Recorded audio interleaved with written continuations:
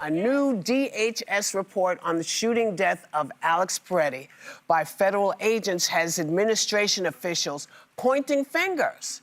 It makes no mention that Pretti ever brandished his gun, which paints a much different picture than the story pushed by Kristi Noem, Greg Bovino, and Stephen Miller, who called Pretti a would-be assassin. Yes. And here's how you know who tried to spin it yesterday. Take a look. You believe that Alex Pretti's death was justified? Well, you know, we're doing a big investigation. I want to see the investigation. I'm going to be watching over it. Is Kristi Noem going to step down? No. Do you think he was acting as an assassin in Minneapolis? Who is that? Mr. Pretti, your deputy chief of No, staff said not that. isn't it? No. That being said, you know, you can't have guns. You can't walk in with guns. You just can't. And you can't, listen, you can't walk in with guns. You can't do that. But it's a very unfortunate incident. Commander Bovino is supposedly leaving Minneapolis along with some CBP agents. Is this a pullback? I don't think it's a pullback. It's a little bit of a change. Bovino's very good, but he's a pretty out there kind of a guy. And in some cases, that's good. Maybe it wasn't good here. Now, Miller is now admitting agents may not have followed protocol. And Noem reportedly said she was just doing what you know who and Miller wanted her to do. So who do you think is going to be the fall person? I mean, the bus is definitely being backed up over Kristi Noem, it seems like right now. But I think what frustrates me is two things, like rest in peace Second Amendment. I can't imagine if a Democratic president walked out and said, you can't have a gun, you can't bring a gun, we're not doing guns. People would be up in arms.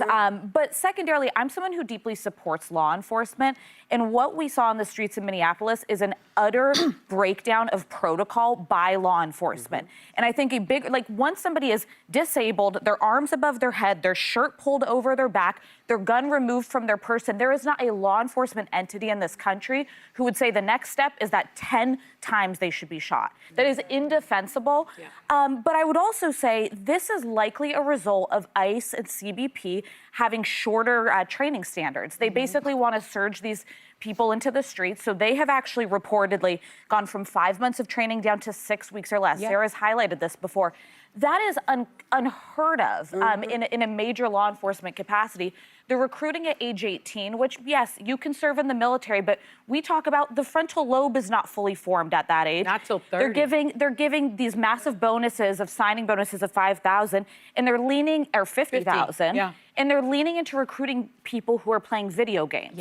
Like, that is everything about this spells catastrophe. It spells there's going to be a mess in the streets. And while I appreciate the president saying he wants an honest investigation, Anderson Cooper interviewed a woman last night who was filming, one of the people filming Pretti's killing. And she said she's yet to be contacted by law enforcement. So we're not getting an honest investigation out of today. I can't believe, echoing what Alyssa said about the president, that he's saying that out loud about the Second Amendment, because I was a little shocked that a lot of his top administrative officials were loosely talking, but I'm getting used to them not fully grasping things, you know, like the Constitution. But if we have to endure conversations about guns after every school shooting and kids being shot and how we need good people with guns, well, Alex Pretti was a good guy with a gun, and we see how that turned out for him. But I think if one more person talks about the gun and not having the right, it's going to really piss me off, because there was no movement after any school shooting. There are a lot of people like myself that believe in the Second Amendment, responsible gun ownership. Every state, right now, we have everything from Idaho, who has the weakest guns. You could just kind of walk in and they'll give you one. That's a joke. But and California has the strongest laws. I'd like to see everyone get on board with more reasonable, responsible gun laws. Like, if this is the time, if we're going to now throw it all out the window on one Second Amendment right because it doesn't suit the narrative, let's have real conversation about responsible gun ownership, because people seem open to it now. So, well, and, you know, for me,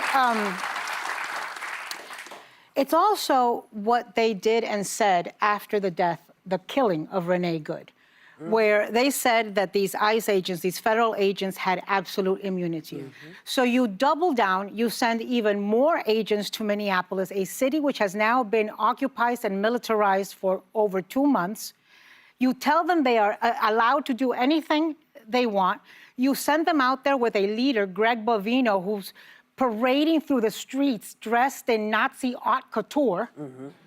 Yeah, and then you wonder why these horrible cases continue happening. Donald Trump is saying he wants to de-escalate. Okay, well, then do it. Don't just say it, do it. Take your troops out of Minneapolis. Yeah. They've suffered enough. Conduct a fair, unbiased, thorough investigation, including local authorities. And you know what else they can do? What? If they want to show that they're not going to be cruel jerks. Tell. They can do something like allow Mar Tarabishi. He is a father from Jordan who had a pending a political asylum claim. He was detained in October. He had a son who was severely disabled. He was the primary caretaker. The son died without his father. And they're not allowing him out to attend the funeral. Yeah. And, I've been following that case. It's heartbreaking. And it almost feels like the cruelty is the point because his father did everything he was supposed to do, and he was going in for a check, which is for immigration check-in, which is what you're supposed to do under the law. So he did everything right, yet he was detained and wasn't there for his son, and his son died. Can you imagine something like that, what he has to live with? But I will say this, I think Alex Pretti's death, it's such a horrible tragedy. But for some reason, his death has shifted America's response to what is happening to Minnesota. And it reminds me, and I think Whoopi, you and I have talked about this, it reminds me of Mississippi burning during the Civil Rights Movement, when the FBI refused to open up an office in Mississippi to investigate all of the murders of civil rights workers, right? People that were freedom riders, people that were trying to register people to vote, except when the two young white men from New York went down to Mississippi to help, and they were murdered. Yeah. And because of their murder, all of a sudden, America got very, very engaged and interested in what was happening with racial violence and police violence. And I think this sort of harkens back to that time. People are seeing people that look like them being murdered in the street, and they are finding that if it happens to your neighbor, it can happen to you.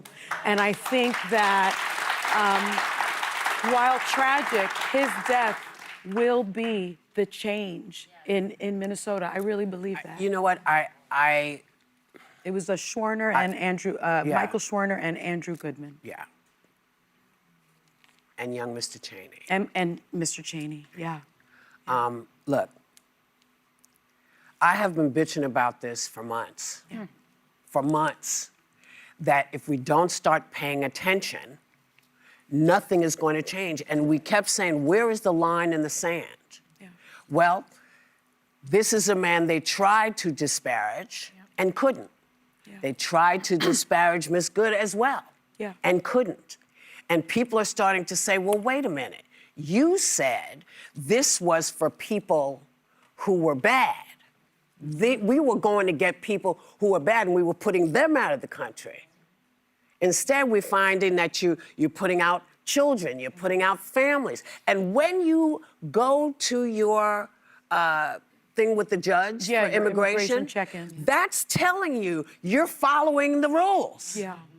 So now you're telling me I can't do that, which makes me criminal suddenly. Yeah. So what is it? What is it? Y'all need to get out of Minneapolis. You got to get out of there because you're not, I said it the other day, I'm going to say it again, you're not helping. The other thing you need to do is you need to stop not being truthful because everyone now doesn't trust you and everyone's phone is out.